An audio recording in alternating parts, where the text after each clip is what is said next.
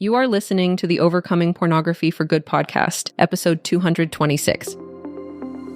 Welcome to the Overcome Pornography for Good podcast, where we take a research-based, trauma-informed, and results-focused approach to quitting porn.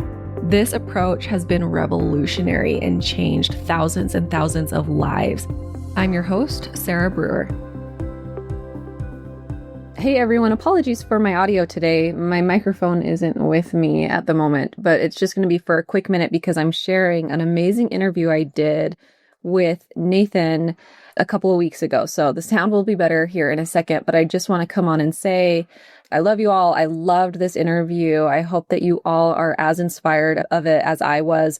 One thing that I wanted to point out is that he shares this really beautiful transformation that he experienced, and he never even attended a coaching call in the program. He's part of the program, did all the work. He didn't attend a coaching call, but what he did do, and here's the key, he did go back and listen to the replays, and he still got all of the benefits of the coaching without having to actually be coached. This happens for so many of our clients, and I wanted to highlight it here. Just, for some people, it's uncomfortable to get on a coaching call, or for some people, maybe you can't make every single call every single week. It doesn't matter. It doesn't matter. We've built this in a way so that you can get the support, so that you can get, everything that you need out of this, even just by listening to the replays of the coaching calls. This interview that I did, we created it to be a little bit of a shorter video format. And so it's not quite the same podcast format that you might be used to. With What's Possible interviews, we could have gone into depth in a lot more things, but it was still like a really beautiful interview and I had a really great time. So anyways, you might notice that the formatting is a little bit different because we did it for a video rather than a long form podcast, but I really liked it. I enjoyed it. So anyways, here you guys go. Enjoy this episode with Nathan. I hope that you just adore him just as much as I do. Okay, bye-bye. All right, Nathan, thank you so much for being here today. I'm hoping you can start by just telling us a little bit about what your experience was like before joining the program with pornography, how, what the background was, what you had tried before, how long had it been an issue, a little bit about that. Before I was in this program, I had an issue with pornography for as long as I can remember. I think it was about 10, 12. I can't really pinpoint exactly when it started, but I do remember when I first started watching pornography more often than not. And it just was so long ago. And I went through a lot of different programs. It was hidden for a while. My family eventually found out. I worked with my church leaders and I heard a lot of different stuff, mostly sing a hymn or read the scriptures, something like that. And I tried that for a long time. I met with a counselor when I was 16. He was specifically for young men struggling with pornography. And when I went into the meeting, it was fine and he was very nice. But he tried to teach me, think about, because I didn't have a wife at the time. I do now, but he's like, think about it as if you did have a wife. And he asked me if I had a crush on anybody. And I said I did, because at the time I had a big crush on Taylor Swift. That's awesome. So I love that. Yeah. I actually had a calendar on my wall with pictures of her, so I could see that every morning. Anyways, he said, okay, imagine Taylor Swift is your wife and a robber comes in and is trying to hurt her. What would you do? How would you feel? And I talked about how I'd get mad and how I'd try to defend her. And he said, okay, now imagine that the robber is pornography coming in trying to steal your life and or something like that. And I just remember it didn't really click with me because I was like, well, number one, I don't have a wife. And number two, it's hard for me to imagine pornography as a person because in my mind, I didn't understand why I was doing it. I still, for the longest time, I was like, I don't know why I keep going back to this. I don't have a reason. I remember praying and crying all the time as a teenager, as an adult. I have no idea why I keep coming back to this. It wasn't because you were a bad person. It wasn't because you didn't love people. Kind of what it felt like was being taught to you there. Yeah, that's what they would say. They would say, you need to focus on your family. You need to focus on the gospel. You need to focus on the kind of man you want to be. And I would say, I'm doing that, but I still go back to pornography. Why do I keep doing this? And I would give in. I'd masturbate. I'd watch pornography. And I was like, I would, after I was done, I would keep saying the same things. I have no idea why I just did that. I don't have a reason. Maybe something happened. I don't know. And nobody could really answer my questions. Most of the answers I got, I really did try. I even went to, and this is before the program, I finished my mission. And on my mission, everything seemed great. I struggled a little bit with masturbation, but after a time, like I stopped completely. I thought I was good. I thought I was free. But as soon as I got home, I was back onto it. I started going to the ARP programs, addiction recovery programs, because I was sure that I just needed, this is just an addiction, just like any others. But everybody at those programs, most of them weren't on pornography. They were like on drugs Yeah. or drinking. And I couldn't really relate. I did try to go to some specifically about pornography. And then the advice was go get a sponsor, And I asked for a sponsor. I raised my hand. I was scared too because I didn't know any of these guys, but I was like, would somebody be willing to be my sponsor? And nobody would raise their hand. So I kind of was like, I don't know what to do now. And so anyways, I found your program just randomly scrolling on Facebook. There was a video about, oh no, sorry, it wasn't a video. It was an invitation to like a pre-meeting.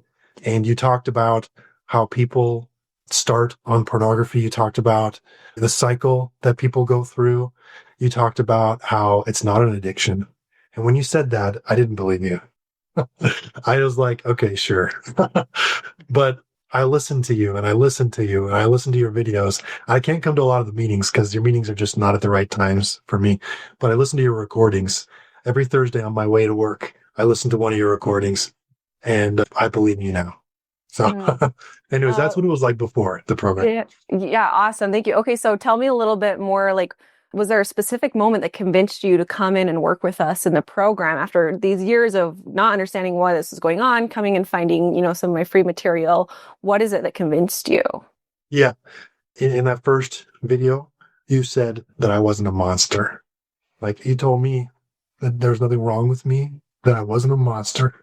And I had believed fully that I was just messed up and that it was just, that I was just going to have to deal with this for the rest of my life. And you told me that's not true. And I had so much hope when you said that. I hadn't had hope in years. I just thought I was just weak. Maybe I'm just too weak. I just can't do it. And the only thing that kept me going was God, my wife, and the fact that we were having a son. And I said, I don't want my son to do this. How am I going to get through this? I have to be an example to my son because it seems like so many young men struggle with this. And that was the only thing that kept me going. Otherwise, I did not know what I was going to do. But you told me that I wasn't messed up, that I wasn't a monster. And you told me that there was a way. And that was the only shred of hope I'd had in years. Years. I'd made so many mistakes. I messed up so much. I needed some hope. And you gave it to me in that very first meeting. So thank you. Oh my gosh, thank you for sharing that. Thank you so much for sharing that and coming to share your story because I know there's a lot of people who are going to benefit from you sharing that. Okay, so tell me, and again, that's just tender. So thank you. Thank you. You changed my life. Thank you. You changed your life. You changed. Oh, yeah. You did that. No, that was you. Okay, so tell me coming in during the program, what transformations did you experience? You have this, maybe there's not something wrong with me. And then what transformations did you experience? Well, I remember you suggested in one of the meetings, whoever was talking, you told them that they should watch the recordings. And so I started going through all of your recordings. And I remember the very first recording that really changed my perspective on everything was the recording about the cycle. I call it the cycle. I think you have another term for it, but Like the shame spiral? Yeah, no, it's where your thoughts influence your feelings influence your actions lead to Results. Thank you. Results. Yes. And that to me was mind blowing because my whole problem was I just need to do something different. And you were teaching me, no, you've been doing a lot of things. You've been trying to do a lot of things, but the doing is not the first step. The first step is somewhere way before that in what you're thinking. And I started to think about what you said. And I realized that pretty much every time before I would watch pornography, I was sad or depressed or mad. I had some sort of bad feeling about something. Maybe something happened. Maybe I had a fight with my wife. Maybe I had a bad memory, or I was just having a really hard day. Maybe I was just tired, but they were all feelings. And then I was like, okay, well, those are feelings. But before that are the thoughts. And so you told me to practice. And you actually said this. One of the things you said in one of those recordings was success is not about how many days you've gone without watching pornography. It's about how many times you have managed to feel something and you've gone through it and you've felt it. And you taught me that this program is not about trying to get over pornography. This program is about trying to learn how to feel. And when you said that, I was like, that is totally new to me. No one's ever said that to me before. And I started to practice that. I remember you said to pick a goal. And one of the goals that you offered was like to count until you've hit 100 times to like have like a little ticker. And I put a little thing on my phone, how many times you have managed to feel something. And so I put the app on my phone. And every time I had a bad feeling or some strong feeling, even if it was good, heck, I've given into pornography when I had a really good day and it didn't make any sense to me. I was like, why did I just do that? I just had a great day and I just did that. It seemed like it. But anyways, so what I did is I started practicing feeling stuff. And I would have a thought about something and then I'd feel bad in some way. And I would just sit there and instead of getting like trying to push it out, like force it out of my head or out of my body, I would just, and recently you've been doing on the calls, you've been doing this like, let's sit and let's meditate. Let's have good feelings in our body. And I was doing that way before, sitting in my body, feeling this really tough feeling and just focusing on the feeling, not the thought, just focusing on the feeling, letting myself go, let it go through my body. And then it would go away. And after it went away, sometimes it took forever, but it would go away. And I realized like, oh my gosh, I can control this. I have control over this. And when I realized that my thoughts are influencing my feelings so much, I realized, okay, if that's the case, I'm not getting the results that I want, and it's starting in my thoughts. I need to start thinking differently so that I can have different feelings. And what kind of feeling do I want in order to not watch pornography? Okay. Well, okay, let's practice some thoughts. And I did exactly what you said in the recordings. I said, okay, let's say this. And I was like, that makes me feel exhausted. Oh, that doesn't work. And then I would try another thought and another thought until I had a really small thought that gave me a little bit of hope. And that feeling of hope gave me it urged me to go and read a scripture instead of watching pornography. It urged me to go and play a video game instead of watching pornography. It urged me to do something good, something that I actually wanted to do instead of giving in and watching pornography. And I got the results that I wanted. And I didn't just apply that to pornography. I have applied that to everything in my life.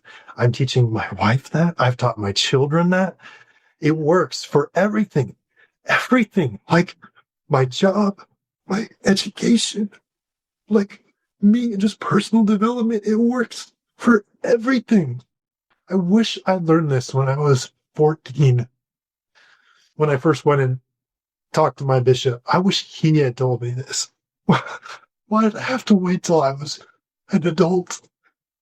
I just wish I'd known this 10, 15 years ago when I was really struggling before I had to before I heard all this, but crap from a bunch of people who were trying to help me, but it was crap. It didn't help me. I'm grateful that they tried, but I just pushed me farther and farther into shame. Oh, man, I just hope every young man can learn what you're teaching. It needs to be out there. But anyway, sorry, I'm doing a lot more than what your question was, but Thank you. Thank you that so was much. life-changing. Yeah, It's a miracle to learn this. truly.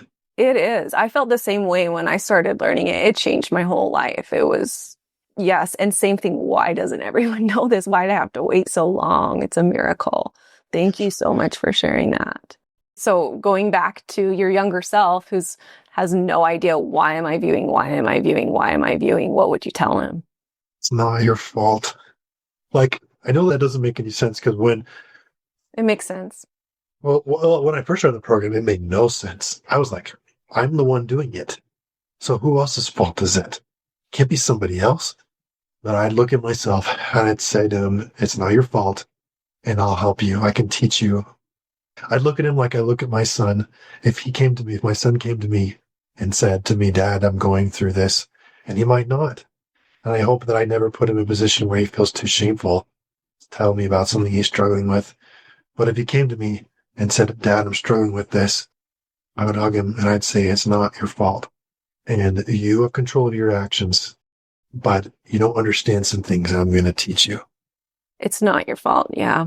And I'm thinking if there's a follow-up question around that, but I think I just want to leave that there. Okay. And then my one other question would be if you had advice for someone who's maybe on the fence of joining and is trying to figure out if it is the right fit for them and is maybe feeling the pressure of, now they have to talk to their spouse about it, or maybe it's just more they haven't invested in themselves in this way and there's some pressure there. What would you say to them? Any advice for them? I'd say, how long are you going to wait to make the decision? Because I waited for a long time to work on me. I thought that eventually, either I'll get over it or it'll just go away or it'll fix itself. I'd probably say, how long are you going to wait? And are you willing to have kids before you need to fix this? Willing to get married? Are you willing to not? Like, what's it going to take before you make the decision that this is a big enough issue? And do you really want it to get to that point before you do? Before I took this seriously, I was not faithful to my wife. I was in so much shame. I didn't treat my family appropriately. It was getting to the point where I couldn't imagine my life without pornography, and I didn't think it would go away ever again. Has that changed for you? Oh, yeah. Yes. I know that there will be a day when I no longer watch pornography. I know it. It gets long enough. I don't count the days anymore because you taught me not to. And frankly, because I don't, I feel less shame. It's actually easier for me to remember the things that I'm doing that I want to do. But I did not believe that. And now I know that there will be a day when I don't. In fact, there's so much time now in between when I don't do it and I don't do it that I can't remember the last time I did it. So I don't know. So I know it's even funny that I notice sometimes people will say there will be a day when I'm not watching, when they already are not watching. It's like we don't want to disappoint ourselves somehow, and you can't ever totally know what's going to happen in the future, which is why, what you're describing right now is we just keep bringing it back to now. And will this have power over me? No. Even if I slip up in 6 months, this will not have power over me. I know no matter what happens, I am in control and I have my life back. And this isn't. To add on to that, I believe now this never had power over me. I gave it power. For so long, I believed that it had control and I didn't, when all along I had control and I just didn't know. I didn't know I could take control. I didn't have the knowledge that your program gives. I could have 10 years ago, 15 years ago, if I had known this, taken control and saved myself from making a lot of bad decisions that I shouldn't have made, that I didn't have to make, but I didn't have the knowledge. That's another thing. If people are thinking, I don't know if I can afford this, or I don't know if it's worth it, or something like that, or I've tried so many programs, and is this just going to be another one that doesn't work? Okay, go try the other ones. Give them a shot. Never give up. Go try them. But I'm promising you now, from someone who's tried, I think, everything, that this one does work. This one works. So I don't know if that's super convincing or not, but when I first started, I didn't know either, but I had no hope. And you gave me that little bit of hope to try it. So yeah, thank you. Thank you just for sharing your experience. That's all we really want to hear, and, sharing your heart. I really appreciate it. Is there anything else that you might want to add? I almost lost my marriage. I don't know that I would be in the position I am now if I had never found your program. I've looked back on, I wasn't going to lose my marriage because of pornography. My wife was very gracious. In the past, she struggled with pornography. And so she was one of very few women who truly understand it and was very gracious to me and kind to me. But still, I made terrible decisions that almost led to the end of my marriage. I could have lost everything. I don't think that your program is about getting away from pornography. I think your program is about changing who you are as a human being, as a man. I used to think I'm watching your videos. I would print off what's it called? I don't do it anymore because I don't have that problem anymore, but Learn and move on. learn and move on. I had a stack of like 50 for every time. And I did it almost every day. Like, it was pretty intense in the beginning. But even then, like, when I imagined that this was about just getting off pornography, I was still struggling. When I realized that this is about changing the way that I think, when I realized that this is about changing the way that I think, everything changed. My marriage, my life, my career, my relationships. I have friends. I didn't have friends. At least all of my friendships I did have, I abandoned them. I abandoned them because I don't know. I don't know. I don't have a reason. But for whatever reason, maybe it was depression or shame. But I have friends now. I can talk to people. I couldn't do that before. For whatever reason, me and pornography were the closest things. And now I actually have a life. Like, I just moved into a new home. I'm not saying getting your program will make you rich or anything like that, but everything has changed. Like, I have interests. I didn't have hobbies before your program. I couldn't enjoy things. I was so deep into it.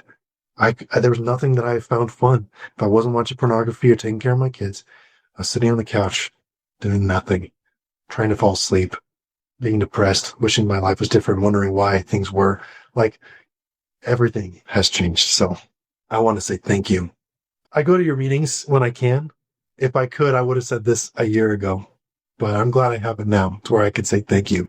Thank you. And you like did the work. You did the work.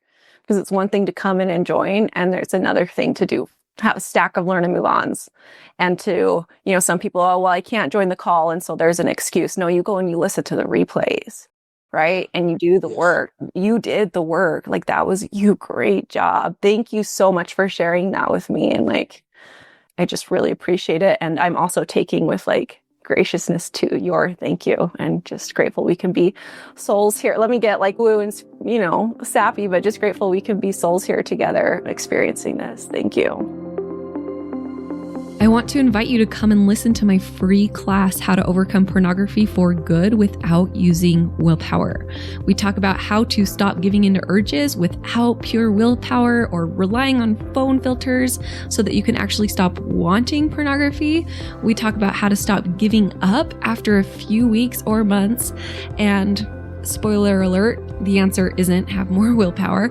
And then lastly, we talk about how to make a life without porn easily sustainable and permanent. If you're trying to quit porn, this class is a game changer. So you can go and sign up at sarahbrewer.com/masterclass, and it is totally free.